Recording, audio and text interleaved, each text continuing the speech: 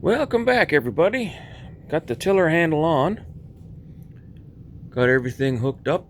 Scavenged parts from here and there. Got the old throttle adjust linkage from the other 35. Picked up a little piece from a 5-horse. The linkage assembly. Installed all the other parts. Everything got put on. Had to do a little handwork in there, but made it happen. And I got the carburetor cleaned up, and I had to I put a makeshift shifter on there just for now. I just made something simple, but it works. It's hard to see, but